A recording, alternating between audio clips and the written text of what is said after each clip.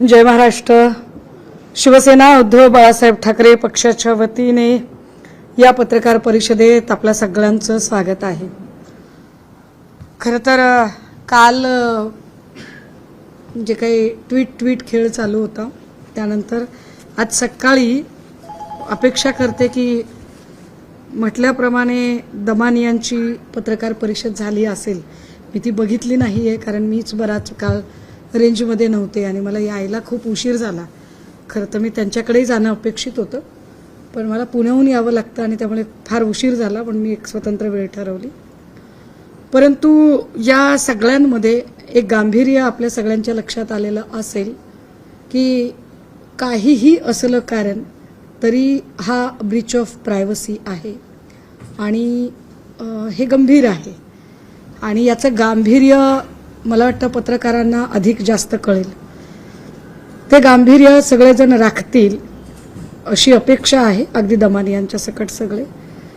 पण मला काल अजून एक गोष्ट लक्षात आली ती अशी की जेव्हा मी ब्रीच ऑफ प्रायव्हसीचा अत्यंत संवेदनशील आणि महत्त्वाचा मुद्दा उचलत आहे अगदी त्याच वेळेला मूळ मुद्दा मागे पडता कामा नये. आणि मूळ मुद्दा हा आहे की दमानिया असं म्हणाल्या खरातला 177 कॉल चाकणकरांनी केले, 236 कॉल त्यांची बहीण प्रतिभा चाकणकरीने खरातला केले, तब्बल 17 कॉल हे एकनाथ शिंदेंनी केले ज्याच्यातले 6 इनकमिंग 7 आउटगोईंग असं काहीतरी त्यांनी संख्या सांगितलेली आहे आणि दीपक केसरकरांचे काही कॉल. माझे दमानियांवर आक्षेप आहेतच आणि ते राहतील.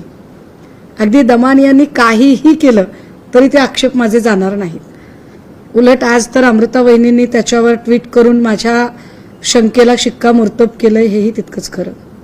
त्यामुळे ते आक्षेप माझे जाणार नाहीत. पण माझी अडचण अशी आहे, त्याला म्हणतात ना धरलं तर चावतंय आणि सोडलं तर पळतंय. तर माझी अडचण अशी आहे की मी आत्ता दमानियांवर जर कॉन्सन्ट्रेट करायला गेले तर मूळ मुद्दा बाजूला पडेल. त्यामुळे हे सीडीआर कुणी काढले आणि कसे काढले यामुळे ब्रीच ऑफ प्रायव्हसी होतच आहे आणि त्यावर निश्चित कारवाई झाली पाहिजे. अगदी दमानियांवर सुद्धा कारवाई झाली पाहिजे या संबंधाने. पण दमानियांनी जी माहिती काढली आणि जी माहिती त्या 3 वेळा सांगत आहेत ती माहिती सुद्धा दुर्लक्षित करण्यासारखी नाही. त्यामुळे त्या माहितीवर जास्त फोकस करणं गरजेचं आहे. त्यामुळे ज्याने सीडीआर काढले त्याची चौकशी तर व्हावीच, पण ज्याचे सीडीआर निघाले आहेत त्यांच्या चौकशीचं काय हा महत्त्वाचा मुद्दा आहे. विशेषतः जर राज्याच्या उपमुख्यमंत्र्यांचं नाव दमानिया घेत असतील तर हे गंभीर आहे. आणि काय SIT ही हिम्मत करणार आहे का की त्यांनी एकनाथ शिंदेंची चौकशी करावी. कारण माझ्या अडचणी अशा आहेत की ड्रगच्या प्रकरणामध्ये मी फार अगदी 3 वर्षांपासून मी त्याच्यात भांडतीये. पण त्यात अजूनही म्हणाव्यात अशा कुठल्याही चौकशा होत नाहीत, तपास होत नाही, त्याला वेग मिळत नाही. आता हे नवीन अघोरी तंत्रमंत्र विद्येचं प्रकरण आले. ही अघोरी विद्या, हे तंत्रमंत्र प्रकरण, हे सगळंच महाराष्ट्राला पुन्हा अजून 5-25 वर्ष मागे नेणारी गोष्ट आहे. आणि त्याच्यामध्ये जर नाव महिला आयोगाची एकेकाळची प्रमुख म्हणून चाकणकरांचं येत असेल किंवा राज्याचे मुख्यमंत्री असणाऱ्या व्यक्तीचं नाव जे आता उपमुख्यमंत्री आहेत त्यांचं येत असेल तर हे गंभीर आहे. त्यामुळे हे कॉल एकनाथ शिंदेंनी कशासाठी केले, का केले याची चौकशी होणं गरजेचं आहे. मी जसं आधी म्हटलं की ज्याने सीडीआर काढले त्याची तर चौकशी झालीच पाहिजे की त्याला सीडीआर कसे मिळाले. पण ज्याचे सीडीआर निघालेत, कारण ज्या अर्थी दमानिया इतक्या वेळा म्हणतात त्या अर्थी दमानियांचं म्हणणं त्याच्यात काही तथ्य असेल. तथ्य नसेल तर दमानियांवर कारवाई होईल, पण तथ्य असेल तर ते दुर्लक्षित करण्यासारखं नाही. त्यामुळे एकनाथ शिंदेंची चौकशी SIT करणार आहे का. कारण जी SIT 18 तारखेला पहाटे खरातची कारवाई झाली अटकेची, त्याच्या तत्पूर्वी 2 दिवस आधी SIT स्थापन झाली. SIT बद्दल मी विश्वास व्यक्त केला, मी सकारात्मकता दाखवली. मी असं म्हटलं की SIT सगळं व्यवस्थित करेल. मात्र माझी अडचण अशी आहे की माझी इच्छा नसताना सुद्धा नाईलाजाने मला SITच्या सगळ्या तपासाच्या गतीबद्दल प्रश्न उपस्थित करावे लागत आहेत.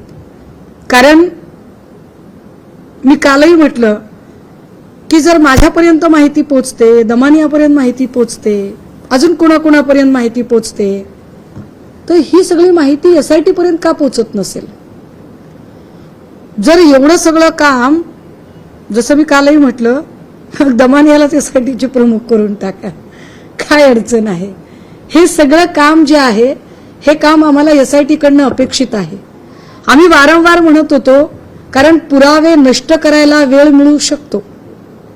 ज्यांच्या बद्दलची ही माहिती पुढे येते किंवा 21 मिनिटाचं संभाषण झालंय, काय संभाषण झालंय आम्हाला माहित नाहीये. 13 कॉल केलेत, इतके इनकमिंग आहेत, इतके आउटगोईंग आहेत. मग एवढे इनकमिंग आणि आउटगोईंग कॉल अतिशय महत्वाची नावं आहेत. एकनाथ शिंदे म्हणजे काही दुर्लक्षित करण्यासारखं नाव नाहीये. दीपक केसरकर हे दुर्लक्षित करण्यासारखं नाव अजिबात नाहीये. आणि या नावांच्या कडून जर कॉल होत असतील तर हे अत्यंत वाईट आहे. तेव्हा या सगळ्या नावांची चौकशी होणं तितकंच गरजेचं आहे. ते झालं पाहिजे. ते का होत नाहीये? चाकणकरांना अजूनही चौकशीला बोलावलेलं नाही. चाकणकरांच्या सोबतचा नामकर्ण आवारे, जो सगळे ही भोंदूगिरी स्थापित करण्यासाठीचा कल्प्रिट नंबर 1 नामकर्ण आवारेची सख्खी मुलगी गमेच्या घरात दिलेली आहे. Game one of the trustee Shivnika ट्रस्टचा. या गमे आणि नामकर्ण आवारे नंतर ललित पोफळे, जे अत्यंत महत्वाचं नाव आहे. ललित पोफळे CA. ललित पोफळेने अनेक बड्या नेत्यांच्या मदतीने काही कंपन्या उभ्या केल्याची माहिती पुढे येते. या कंपन्या, हे बडे नेते यांची नावं आमच्याकडे आहेत. त्याचे इनपुट आम्ही वेळोवेळी SITला देण्याचा प्रयत्न करत आहोत.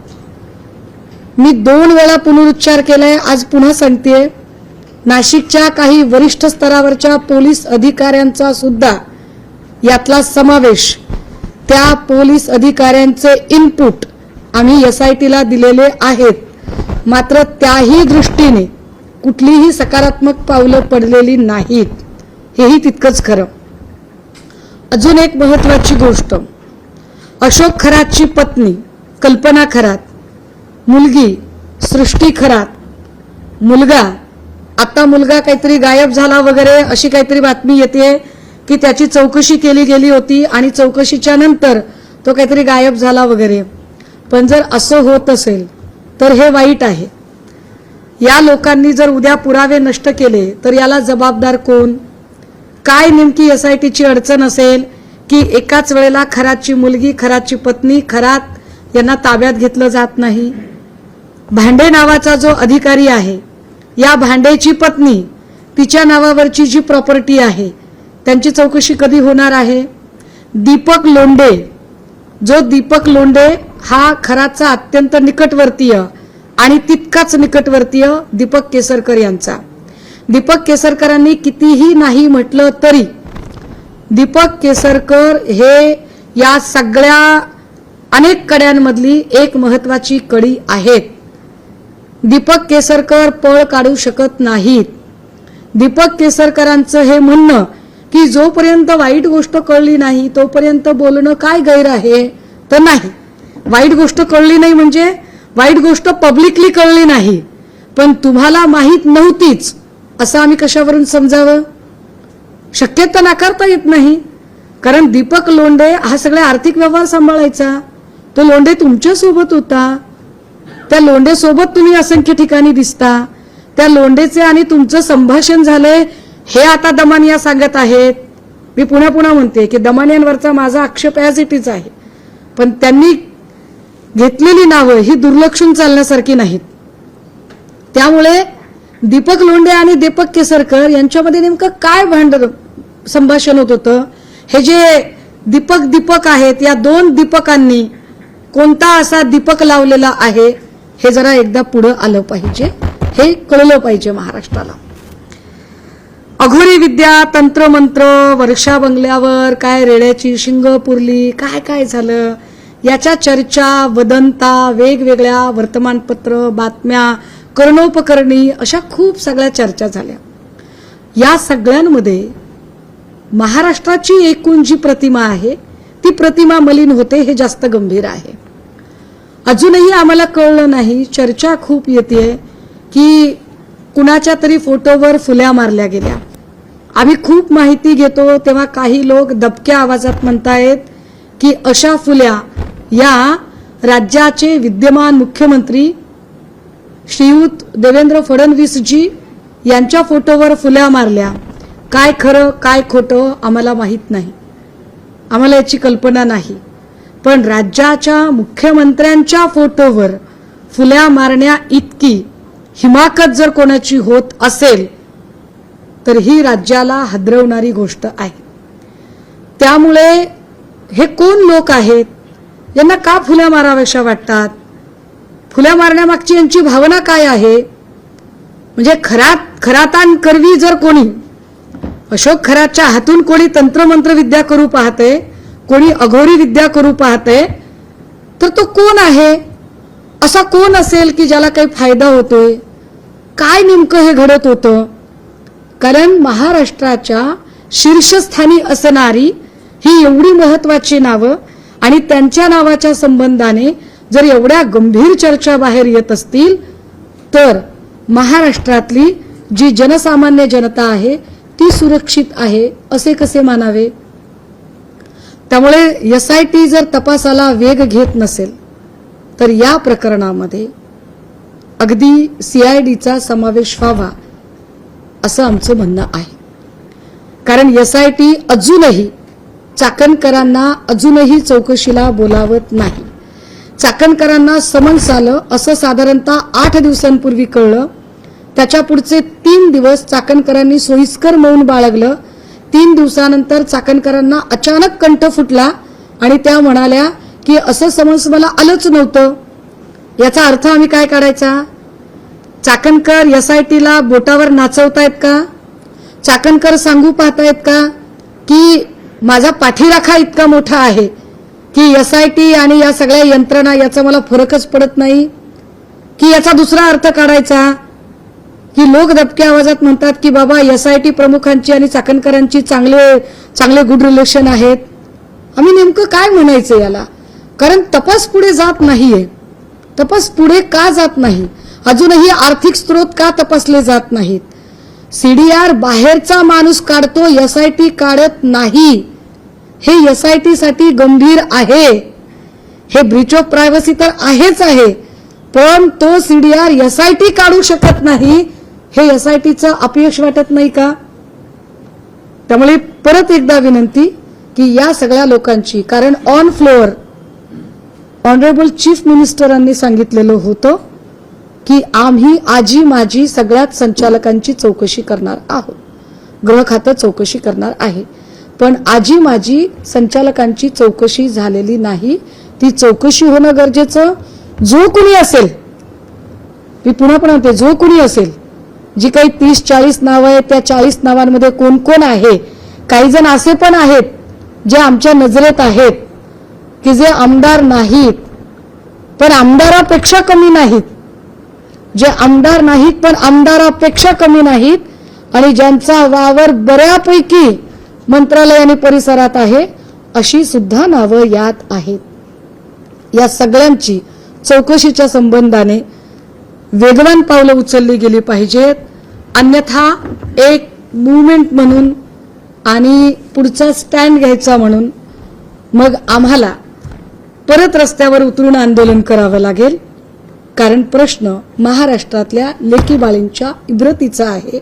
मी पुन्हा एकदा सांगितलं पाहिजे की यातल्या बऱ्याच गोष्टी इतक्या संवेदनशील आहेत की त्यावर मी जाणीवपूर्वक ओपन अप होणं टाळते. जे काही दमानी यांनी केलं ते काय म्हणजे काय म्हणता येईल त्याच्यावरती न जाता किंवा ते सगळं करताना या सगळ्यांमध्ये मूळ विषय डायव्हर्ट होऊ नये म्हणून आम्हाला पुन्हा पुन्हा पुन्हा पुन्हा त्या विषयाकडे आणावं लागते, कारण 2 दिवस जाणीवपूर्वक विषय भरकटवायचा आणि खरात आणि केसरकर आणि एकनाथ शिंदे आणि यांचं कॉल, याचं काय नेमकं झालं, ते कॉल कशासाठी, या विषयावरच यायचं नाही, हे योग्य होणार नाही. त्यामुळे या सगळ्या मुद्द्यांचं निराकरण झालं पाहिजे आणि SITने याची उत्तरं दिली पाहिजेत. मी आठवण करून दिली पाहिजे की फलटण प्रकरणामध्ये अशाच पद्धतीने तेव्हा आम्ही आक्षेप नोंदवला होता जेव्हा चाकणकरने तुषार दोषींच्यासह पत्रकार परिषद घेतली होती. खरं तर जी माहिती अत्यंत अधिकृत, ज्याला हॉर्सेस माउथ म्हणतात, ती अधिकृतपणे त्या संबंधित अधिकाऱ्यांकडून लोकांपर्यंत पोहोचणं अपेक्षित आहे, ती अशा पद्धतीने जाणं हे घातक आहे. शासन प्रशासन म्हणून घातक आहे, पण त्याही पेक्षा घातक हे आहे की ज्यांच्या संबंधाने माहिती आहे त्यांची चकार शब्दाने चौकशी होत नाही, त्यांच्यावर चकार शब्दाने बोललं जात नाही, त्याची वाच्यता होत नाही, किंवा दीपक केसरकर आणि एकनाथ शिंदे यांनी खरंच फोन केलेत का नाही केलेत तर का केलेत यावरती काहीच बोललं जात नाही. हे जास्त गंभीर आहे. त्यामुळे SITला विनंती असेल की आपण SIT म्हणून काम करत आहात, विशेष तपास पथक म्हणून काम करत आहात, तर आपल्या निदर्शनास आलेली व्यक्ती, whether is minister, chief minister, cabinet minister, MLA, MP, businessman, industrialist, billionaire, millionaire, whatever, पण त्यांची चौकशी तुमच्याकडून अत्यंत पारदर्शकपणे आणि निरपेक्षपणे होणं अपेक्षित आहे. ती झालीच पाहिजे. उपमुख्यमंत्री एकनाथ शिंदे या प्रकरणात सर्व चौकशी झाली पाहिजे असं म्हणताय तुम्ही. अगदी. पण त्यात एक असतं की त्यामध्ये मिलिंद नार्वेकरांची पण 11 मे 2025 ते 12 फेब्रुवारी 2026 दरम्यान जवळपास 3 इनकमिंग कॉल, 5 आउटगोइंग कॉल, सर्वात जास्त बोलणं 169 सेकंड, यांची पण चौकशी झाली पाहिजे अशी मागणी असेल तुमची. 169 सेकंड बरोबर आहे. 60 60 60 120 130 3 मिनिट, 2.5 ते 3 मिनिटं. मी काय म्हणते, माझा पहिल्या दिवसापासूनचा स्टँड आहे, याच्यात कुणीही असेल तर गै करू नका. अगदी माझ्या पक्षाच्या माणसाची सुद्धा तुम्ही चौकशी करा, कारण मला माझ्या माणसांवर विश्वास आहे, पण तरीही तुम्ही चौकशी करा, त्यांची सुद्धा चौकशी करा. पण सगळ्यात महत्वाचं, जर 13 कॉल अशा माणसाला जर राज्याच्या उपमुख्यमंत्र्यांकडून होत असतील आणि त्यात 21 मिनिटांचं संभाषण असेल तर हे गंभीर आहे. दीपक लोंढे जो सगळे आर्थिक व्यवहार सांभाळत होता त्याचे आणि दीपक केसरकर यांचे ज्या पद्धतीचे अत्यंत निकटचे संबंध एस्टॅब्लिश होत आहेत, त्यांची चौकशीच होत नाही, हे वाईट आहे. चाकणकरला अजूनही चौकशीला बोलावलं गेलं नाही, चाकणकरचे संपत्तीचे स्रोत तपासले गेले नाही, चाकणकरांची आणि आकाश चौधरींची जी प्रॉपर्टी आहे रोह्याची, त्याच्यावर अजूनही म्हणजे ईडीची एंट्रीच झाली नाही या प्रकरणात. अजूनही एवढे म्हणजे अरबो खरबोची सगळी उलाढाल होते आणि अजूनही ईडी याच्यावरती काहीच बोलत नाहीये. ज्या आकाश चौधरी आणि चाकणकर यांच्या ज्या प्रॉपर्टीबद्दल आम्ही बोलत होतो, ज्या वेगवेगळ्या कंपन्या होत्या, ज्या कंपन्यांबद्दल आम्ही बोलत होतो, त्या कंपन्यांचा जर विचार केला, मी आता मला सापडत नाहीये पण मी ट्विट करते, आपण सगळे ट्विटरवरून घेऊ शकाल ती सगळी माहिती, की त्या सगळ्या कंपन्यांची माहिती मी एकत्रित टाकेल. अक्षरशः किती मुजोरी आहे की कोर्टाने स्टे दिल्यानंतर भारतीय जनता पार्टीचे प्रदेश सचिव बबलू सय्यद यांनी सांगितलं की कोर्टाचा स्टे आहे या प्रॉपर्टीवर, तरी हिमाकत किती आहे की अदानी हॉस्पिटलचा तिथे बॅनर लावलेला आहे. हे घाबरवण्याचा प्रकार आहे का? याच्याकडे लक्षच दिलं जात नाही. त्यामुळे होय, मी ठामपणे सांगते की ज्याचे कॉल आहेत, मग ते राज्याचे उपमुख्यमंत्री असतील, ते मंत्री असतील, कॅबिनेट मंत्री असतील, आजी माजी मुख्यमंत्री असतील, आमदार असतील, खासदार असतील, उद्योगपती असतील, करोडपती असतील, अरबोपती असतील, पण त्यांची चौकशी झाली पाहिजे. कारण याची व्याप्ती फक्त आणि फक्त महिला लैंगिक शोषण एवढीच आहे असं वाटत नाही, तर याच्यामध्ये अनेक मला वाटतं की खूप साऱ्या अरबपतींचे गुंते एकमेकांमध्ये गुंतलेले आहेत. SIT तपास करताय, मात्र त्यांच्या हाती ठोस काही सापडत नाही. SITचा तपास जो आहे तो असा मंदावल्या पद्धतीने का सुरू आहे? ते आम्हाला कळत नाहीये.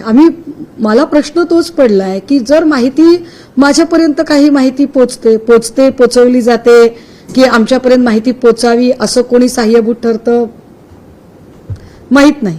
पण माहिती एवढी सगळी माहिती जेव्हा पुढे येते, बघा दमानिया एकदा म्हणतात एका मोठ्या वाहिनीवर बोलताना, एकदा त्या सांगतात की कुण्यातरी व्यक्तीने मला माहिती आणून दिली, मग म्हणतात मीच ॲपमध्ये शोधली. काही असेल म्हणजे त्याचं एक स्वतंत्र प्रकरण आहे, त्यावर कारवाई झाली पाहिजे याच्यावर मी ठामच आहे. पण त्यांनी जी माहिती दिली ती माहिती तितकीच गंभीर आहे आणि त्या माहितीवर एसआयटी कडून म्हणावी तशी काहीच पावलं उचलली जात नाहीत. मी जे इनपुट एसआयटीला दिले, मी जे म्हणते पुन्हा पुन्हा की एका पोलीस अधिकाऱ्यांच्या बद्दलचं आम्ही इनपुट दिलं, आम्ही काही पीडित महिलांच्या बद्दलचे काही इनपुट दिले, आम्ही काही प्रॉपर्टी डिटेल्स बद्दल त्यांच्याशी बोललो. मी जाणीवपूर्वक ती माहिती तर डिस्क्लोज करत नाही, कारण मला तेवढा कायदा थोडाफार जो कळतो आणि जो कायद्याचा आदर करण्याची जी वृत्ती आहे तेवढं मी ती डिस्क्लोज करत नाहीये. पण यावर एसआयटी काहीच पावलं उचलत नाही. म्हणजे त्याच्यावर चाकणकरांचं ट्विट येतं की मला असं समन्सच आलं नाही. याचा अर्थ चाकणकर एसआयटीला आणि एकूण महाराष्ट्र सरकारला वाकोल्या दाखवतायत चक्क, आणि ते सांगतायत की बघा म्हणजे कैसे उल्लू बनाया, या पद्धतीने जे चाकणकरांचा ॲटिट्यूड आहे तो गंभीर आहे आणि चौकशीला कोणी बोलवत नाही, हे फारच गंभीर आहे त्यापेक्षा. त्यामुळे चाकणकरची चौकशी व्हावी, केसरकरची चौकशी व्हावी आणि होय, राज्याचे उपमुख्यमंत्री एकनाथ शिंदे यांनी 21 कॉल का केले याची सुद्धा चौकशी व्हावी. सीआयडी चौकशीची मागणी केली, एसआयटी कडून चौकशी सध्या सुरू आहे. थेट उपमुख्यमंत्र्यांचे सीडीआर समोर आले, त्याच्यामुळे एसआयटीवर दबाव आहे म्हणून सीआयडी कडनं चौकशी व्हावी असं थेट म्हणणे तुमचं, तो उपमुख्यमंत्री एसआयटीवर दबाव टाकतात असं म्हणणं? नाही, माझे काय म्हणणं आहे, मुद्दा क्रमांक 1, दमानियाला माहिती कशी मिळाली, का मिळाली, हा एक मुद्दा आहे.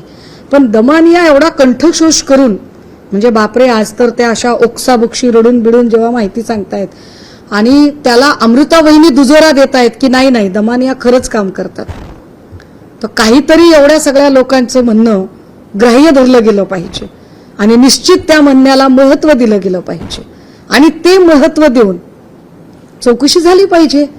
सीडीआर कोणी काढले त्याची चौकशी एक स्वतंत्रपणे करा, पण ज्यांचे सीडीआर निघालेत त्यांची सुद्धा चौकशी झाली पाहिजे आणि त्यामुळे मी ती मागणी करते. हीच मागणी त्यांची पण आहे. त्यांचा आक्षेप असा पण आहे की ज्यांनी हे सीडीआर त्यांच्यापर्यंत पोहोचवले किंवा पोहोचवायला सांगितले किंवा त्या पद्धतीनं तपास त्यांनी मागणीच केली होती. पोलीस महासंचालकांना त्यांनी थेट मागणी केली आहे की या प्रकरणात सविस्तर चर्चा करावी आणि आपली पत्रकार परिषद सुरू असताना त्या भेट घेत आहेत पोलीस महासंचालकांना.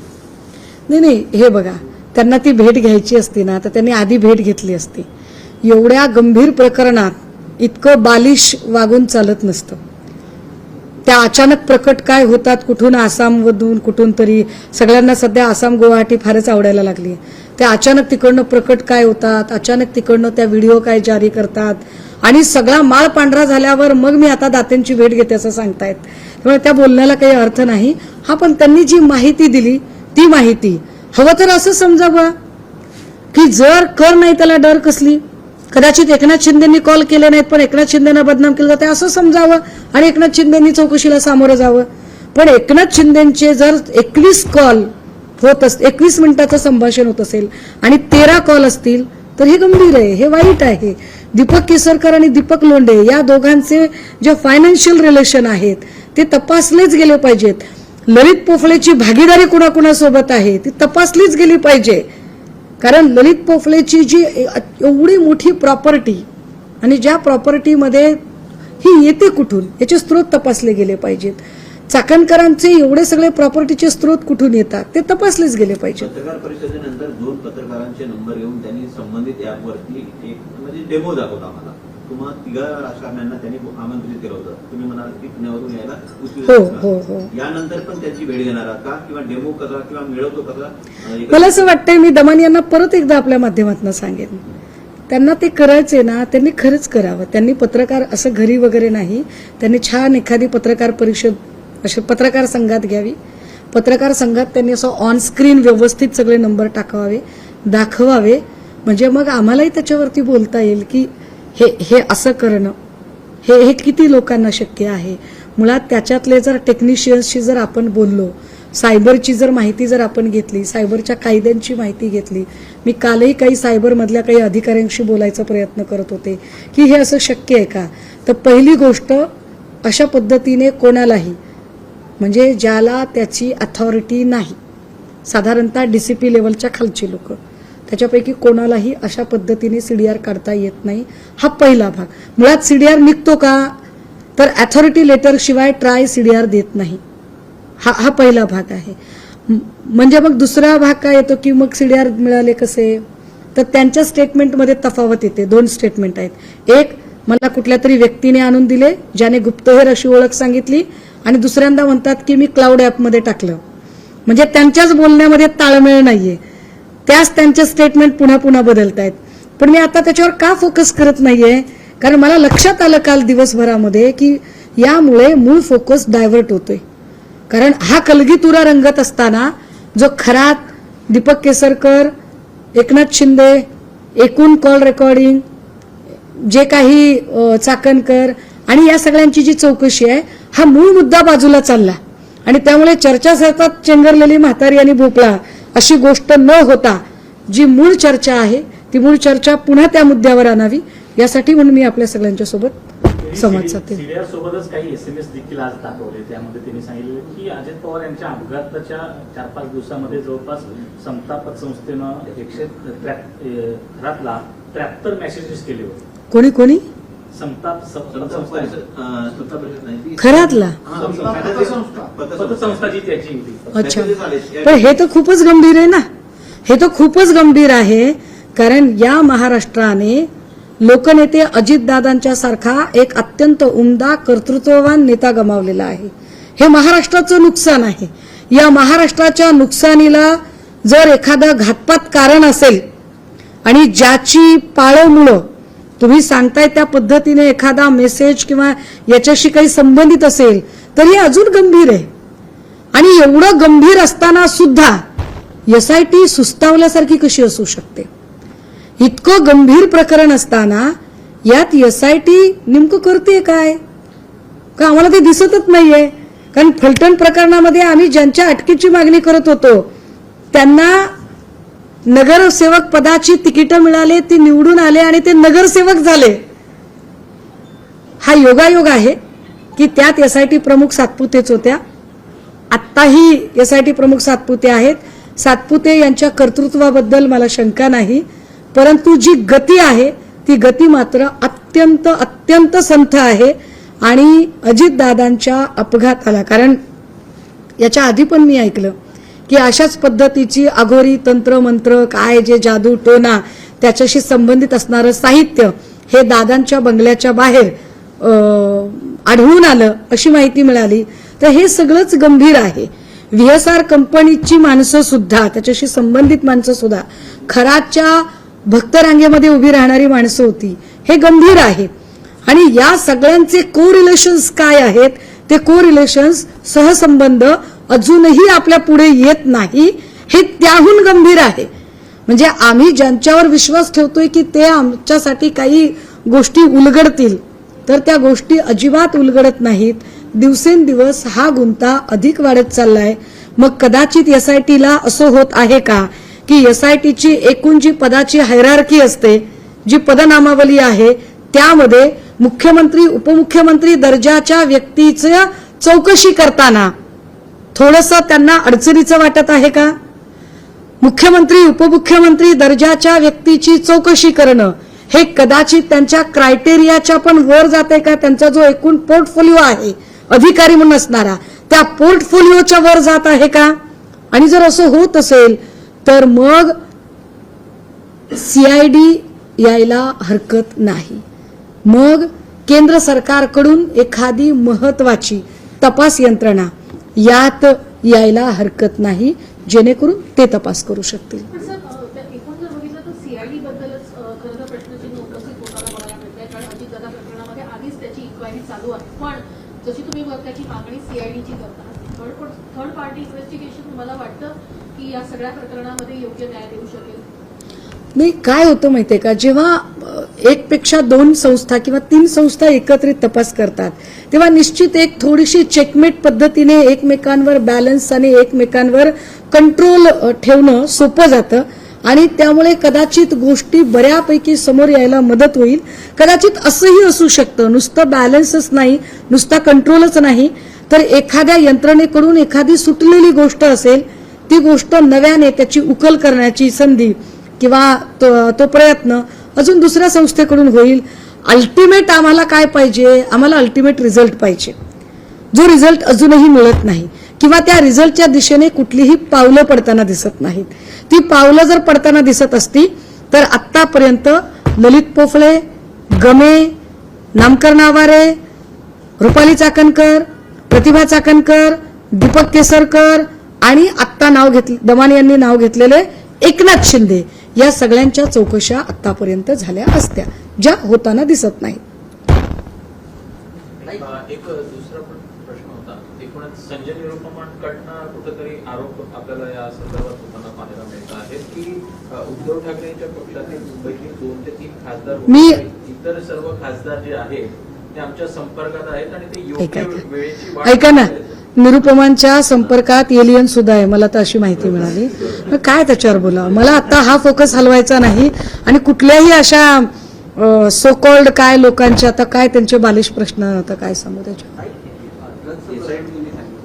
दादाचा अपघाताचं प्रकरण सांगितलं, त्यानंतर आता हे राज्याचे गृहमंत्री स्वतः मुख्यमंत्री आहेत आणि त्यामुळे ह्या सगळ्या प्रकरणामध्ये मुख्यमंत्री कुठेतरी डिनाय करतात किंवा त्यांना लक्ष देण्यासाठी टाईम नाहीये. काय नेमकं तुम्हाला नाही, मग मला तेच म्हणायचं की मुख्यमंत्र्यांनी लक्ष घातलं पाहिजे ना.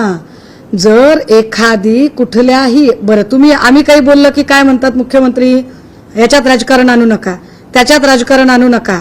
बाबा आम्ही बोलला राजकारण आणू नका असं तुम्हाला जर वाटत असेल तर आता माननीय मुख्यमंत्री महोदयांच्या सुविद्य पत्नी आणि आमच्या लाडक्या वहिनी अमृता वहिनींनी अंजली दमानी यांना सर्टिफिकेट दिलं ना, आणि अंजली दमानी या कुठल्याही राजकीय पक्षाच्या नाहीत. मग अंजली दमानी यांनी सांगितलंय म्हणून तरी चौकशी करा का अंजली दमानी आपण राजकारण करतायत का, नेमकं काय आहे आता, म्हणून तरी चौकशी झाली पाहिजे ना. कारण दमानी यांनी केलेला आरोप हा दुर्लक्षित करण्यासारखा नाही. दमानिया थेट एकनाथ शिंदेंवर आरोप करत आहेत, थेट एकनाथ शिंदेंच्या सीडीआर बद्दल त्या बोलत आहेत. राज्यातल्या उपमुख्यमंत्र्यांचा सीडीआर काढणं सहज शक्य आहे एका सर्वसामान्य माणसाला, आणि तो सीडीआर एका गंभीर प्रकरणातला सीडीआर आहे, तर निश्चितपणे त्याची चौकशी झाली पाहिजे. सीडीआर काढणाऱ्याची पण आणि ज्याचा सीडीआर निघालाय ते एकनाथ शिंदेची पण. ठीक आहे, थँक्यू.